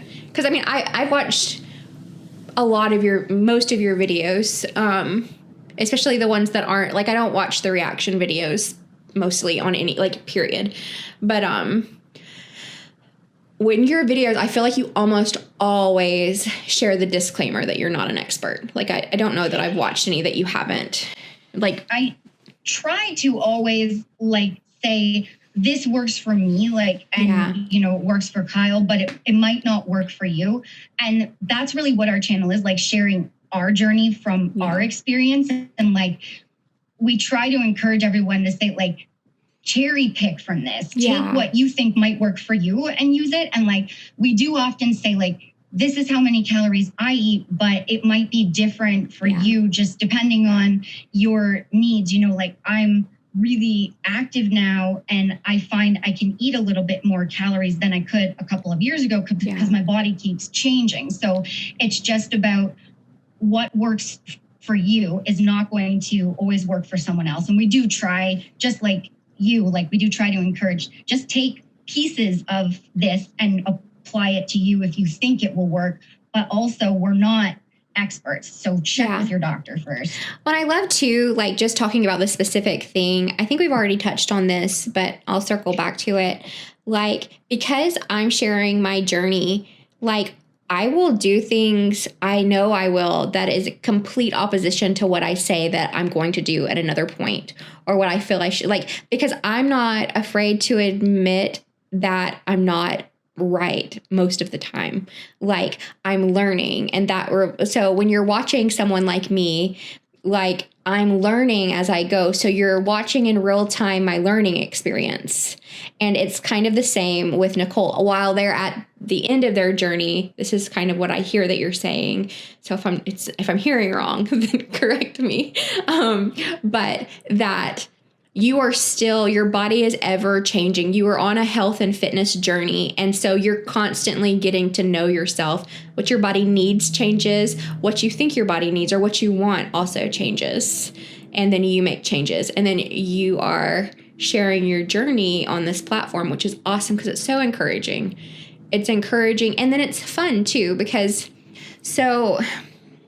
I'm totally segueing, so I'm going to stop and pause and see what you have to add to what I just said. I think that's exactly it. I thought after I lost the weight that it would be done, but the journey keeps going and I keep learning and so does Kyle. And I think that's what's so cool. Like we're not perfect. We make lots of mistakes, you know, like there are old videos where we realized, we underate. Let's go on and say, hey guys, we made a mistake here, but we're correcting it now. You know, like you learn as you go along. Okay, this wasn't enough food for our bodies, but this is what we did to fix it. And so we're still sort of learning as we go. And like this new journey of I eat within a calorie window, but numbers still throw me off. So what I do is I like to eat similar most of the time, because then I don't have to track the calories every single day. I find like little tricks here and there. And, you know, if you make a mistake, you share it. And that's what we always try to do too. Like, we're not perfect. We make mistakes all the time. And it's just constantly learning and sharing. And, we learned a new trick here. This worked for us. Maybe you can see if it'll work for you, kind of thing. Like just learning as we go. And I think it's still a weight loss journey because it's like, I'm at a steady weight, I think now, but I keep losing inches. So my clothes I'm having to get smaller clothes and I'm looking leaner, but my weight is actually still the same. So it's like, just about learning about my body and what I need. And I think that's kind of like everyone will find what works for them and it changes. It's like, just keep going and seeing. My body hasn't reached its potential yet. I think it just keeps getting more fit, which I never thought it would. That's so exciting. That's awesome. That is an awesome experience to be living, and I'm so happy that you are sharing it. My question, kind of segueing, is so I don't mean for any of my words to come across in any sort of negative connotation. I don't think they will, but if you feel that, just let me know. I'm just going to use the words that I want to use, but I want to throw that out there. So you have a very quirky and fun personality. It's quite quirky. And I don't feel like we've seen that a ton in this specific podcast, but I know that it's there. I know that it is. And always there. at what point, like, so when you were at your heaviest, did you ever let yourself experience that side? And if you did, when did you start kind of letting it out? And then if you didn't, at what point did you find it and start becoming more, kind of leaning into it? That's my question. Like, sometimes I'm not clear. I'm not like, does my question make sense? Like, you can't understand me, but I'm like, sometimes I struggle to get thoughts out of my head. So maybe I'm not making any sense to anyone. I have the same thing where it makes sense in here, but sometimes it doesn't come out properly. No, that makes perfect sense. I have always been really quirky like that. I've always been like hyper, known as the hyper kind of like crazy personality, but I wasn't always confident enough to share that. And throughout my weight struggles all the way up until even if you go back and look at our first videos on YouTube, like I'm very muted because I'm so not confident yet, but I want to share my journey, but my quirkiness doesn't come out just because I've had to work through a lot of confidence, and it's always been there where, you know, I'll be lawnmowing around off camera. And I used to do that even at my own house when I was little, you know, yelling and singing and doing weird stuff. But in public or social settings, things like that, it took me a very long time. Like after I lost the weight, I still had to do a lot of shadow work, I guess you would call it, where I had to really work on my confidence because it was really damaged. And now I'm able to share that piece of myself on camera, and it kind of just comes in and out. But yeah, it's always there beneath the surface, like ready to go. And I think the more comfortable I get with myself, the more I work on my confidence, and the more videos that we film, I think it comes out just a little bit more every time. And I think that's also a cool thing to share, to let everyone know, like, you might think that because someone's on YouTube, like they're really confident, but we struggle with confidence issues too. Or like, you know, we might not be super confident one day in a video, but like we're there sharing to help, and we're working on stuff too. And so it's kind of cool to see when I look back, my confidence come through from the first video all the way to now, or even from when I was little to now. But it definitely comes through more every day. Yeah.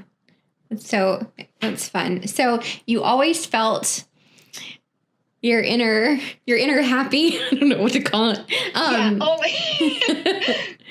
And then you learn to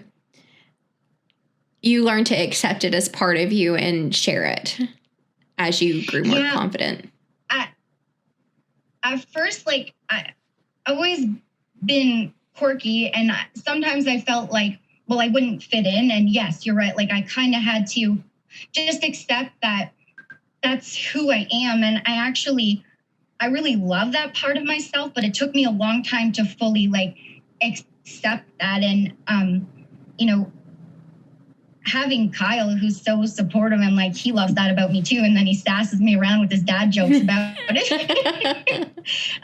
It's cool to just let that out now. And like when I was heavier, I liked moving around and jumping around and dancing like you guys see in my videos, but I couldn't actually physically do that when I was overweight.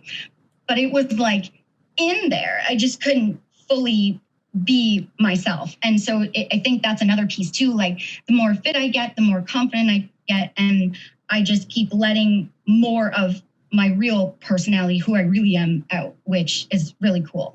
Yeah, I love it. Well, and it takes all kinds. Like, we're all such unique individuals. And even though our stories, like most people that are on similar paths, even people who aren't trying to lose weight at all, like the mental aspects and the ups and downs, like mentally or like repressing, like some people do that because they really want to be able to run a 5-minute mile and feel like they should. And because they can't, they feel less than, and they suppress parts of themselves because they don't feel worthy of being who they are. Like, so, I mean, it's not even specific, I think, to weight, that kind of restraining big parts of ourselves that make us beautiful and unique. So I love that part of your journey as well, that you have learned to accept yourself more fully, and that you're able to share it. You can be fully accepting of yourself and still not be willing to share it. I am so socially awkward. Like, I can probably do things on camera just fine. Like, I don't want to sound overconfident. I could get on a stage in front of people and probably speak just fine. But put me in a room with, like, I don't know, my aunt who I love, or a friend who I love that I haven't seen in a while, and I will be so incredibly awkward. Like, I'm the person at Walmart, like, I come down the aisle, I see somebody I know, and it's like, hard left. Like, I cannot just, and then I'll circle back. But like, that's kind of where my awkwardness, I guess I say all of this to just share that, like, we all have our inner awkwardness. I think just coming to terms with, like, who we are and accepting ourselves is a very powerful thing to do. But Yeah, I totally agree. And that's also why I share that quirky piece, because I know I'm socially awkward as well. And I know I always wanted to hide that piece of myself because I just wanted to fit in and I wanted approval from people. And so I think sharing my quirkiness, I'm hoping to inspire people to know, like, it doesn't matter what other people think. Like, you're amazing and you deserve to be you, and just be fully you no matter who's around.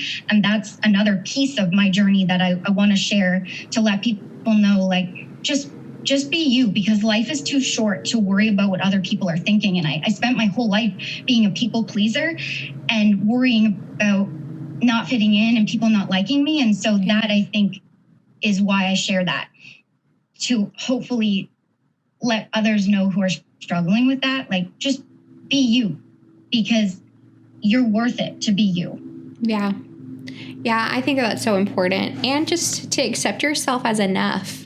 Like, I think a lot of times we don't.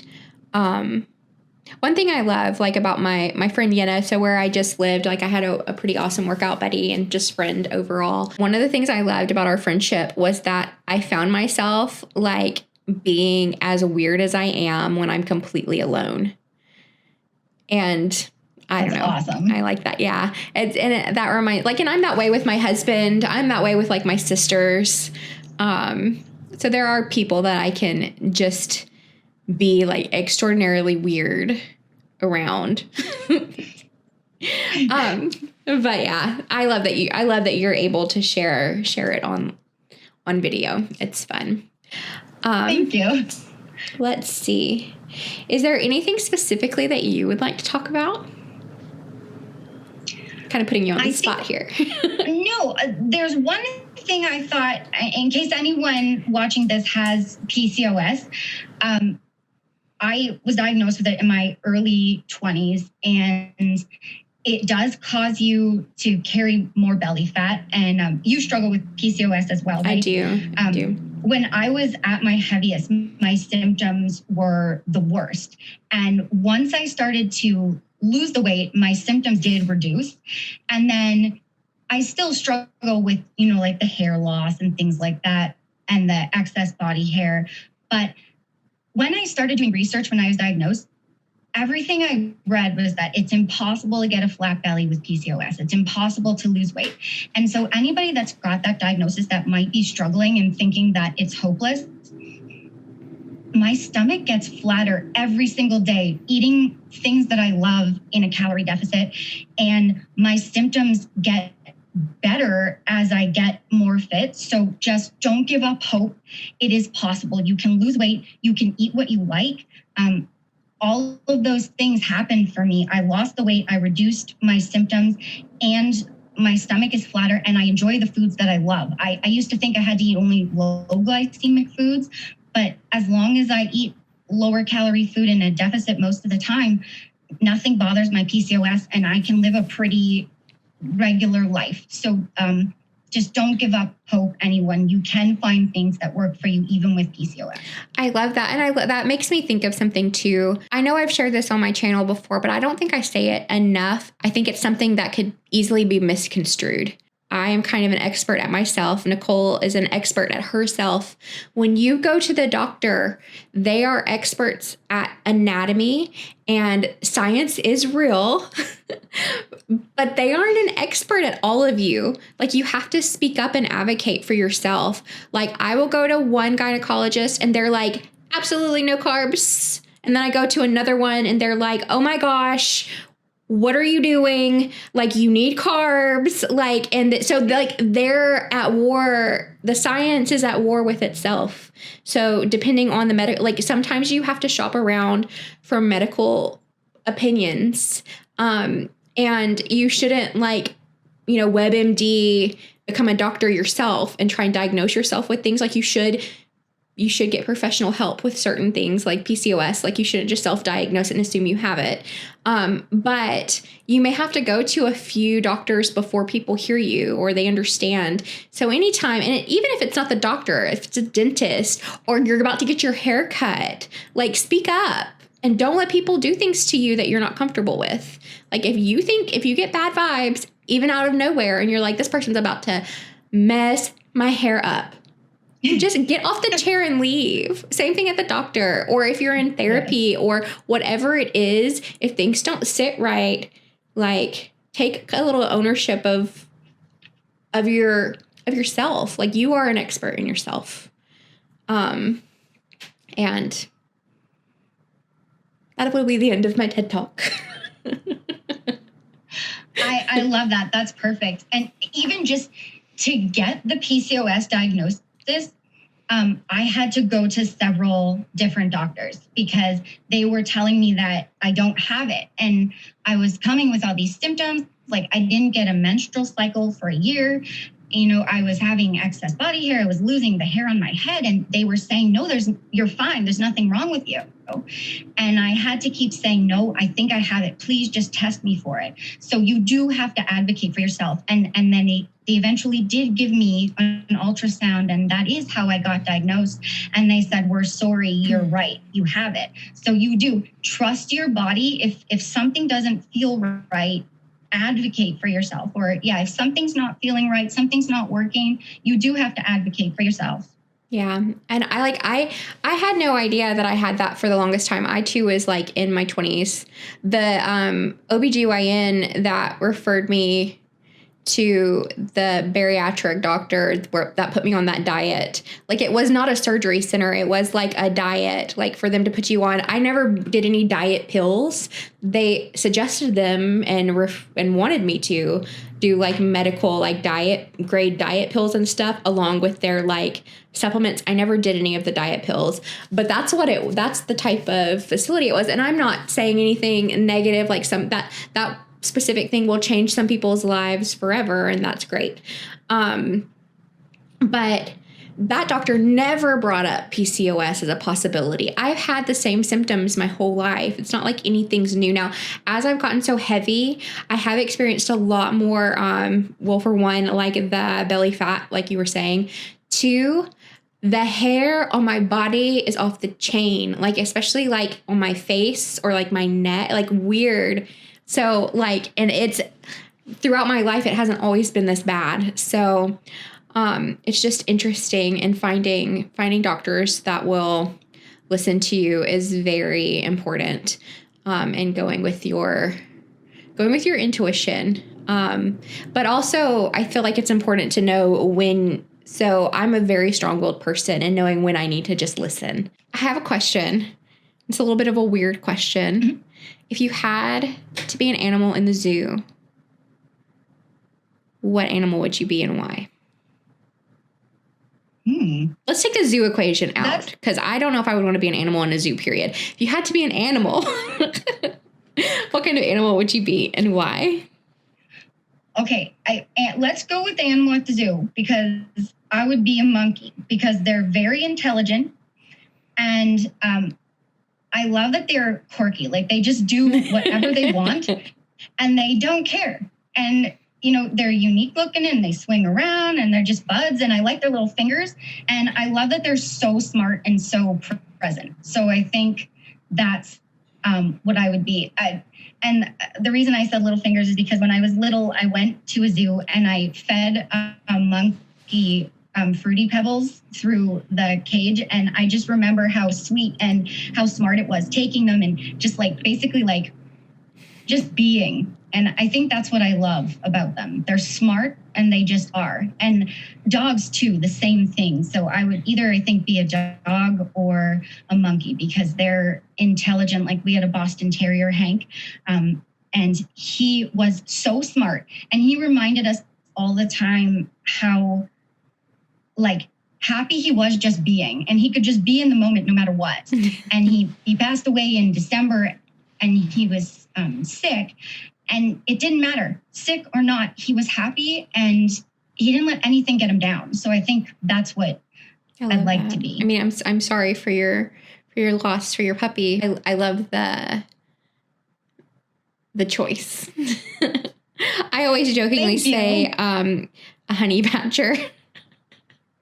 That's what I always. I love that. So I read this article one time, and the article was about, I think it was like a zoo in Asia or something, and they had this honey badger, and this honey badger was nuts. Like it did not want to be in an enclosure, and so they kept having to figure out ways to like make sure it stayed in. Like it stole a broom one time and used it to get out of its enclosure. They got it a mate, like they got it like a little playmate honey badger. He used the female honey badger to climb out. He stood on her head and got out of the enclosure. He, at one point, once they like, I think they fixed like the top part, he burrowed under and ended up challenging like a lion or something crazy. Like this article was like crazy about this honey badger. And I was like, yes, because that's how I feel about my goals. Like I'm going to get there. Like, yes, I'm the honey badger. That is awesome. I love that. Yeah, that's pretty funny. What advice do you have? I know you've shared lots of tips and lots of advice, but if you had to pick just one thing to tell someone who is starting a fitness or health or weight loss journey, what would you tell them? The one thing I would say is, I know I mentioned this before, but weight loss journeys are not linear. You are going to go up and down, but I never gave up. So no matter what, don't give up. It's normal to make mistakes. It's normal to fall off track. Just go right back on.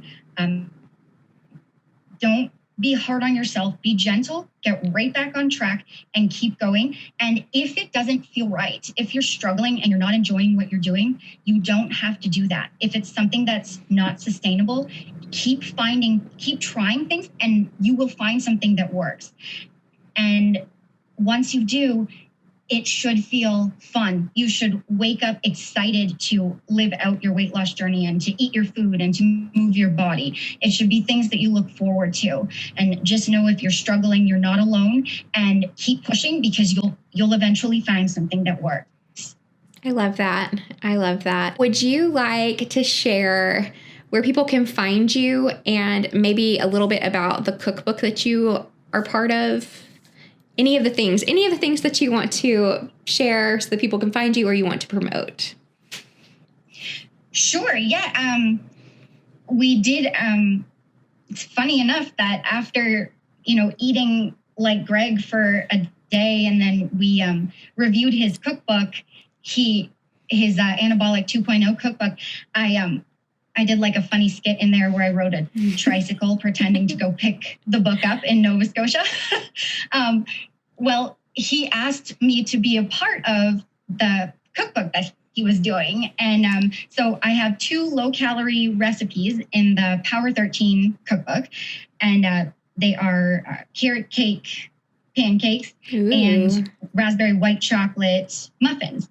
And you can go in the description under all our YouTube videos is the link there with a discount code. And we also have 2 weight loss guides with exactly what we ate, our exact portions, exact like recipes that we made and used for the journey that are there. And you can find us on YouTube, Nicole Collet, or youtube.com/Nicole Collet, and Instagram @the Colettes. Awesome. And it's my name, but it's mine and Sassy's channel, where Sassy and I kind of just share our journey, where he films because he's better at filming, and he does all the editing and the thumbnails, and he's like really good at that stuff. And then I just this on camera. I love it. I love it. Well, thank you so much for getting on my podcast, one of my very first episodes. I am so excited to talk with you in person. It's always so funny because I always feel like I already know people. Like I already feel like I knew you. So talking to you on here is not much different, I guess, than watching it with us. That's a great thing. But thank you so much for being on here. Thank you so much, April. I really appreciate being on your channel. This was awesome to get to talk to you. And I feel like I knew you too. We have so many things in common, and it's been really cool talking to you. So thank you so much for having me on. Thank you so much, Nicole, for being on the podcast with us today. It was amazing having you here. I'm so grateful that you were willing and able to get on with us. For those listening, if you would like to check out our YouTube channel, go to youtube.com/April Lauren, or if you are watching on YouTube and would like to download us on Apple or Spotify, we are on most podcast directories. Wake Up Bright, your Hiit podcast. Love you guys. See you next time.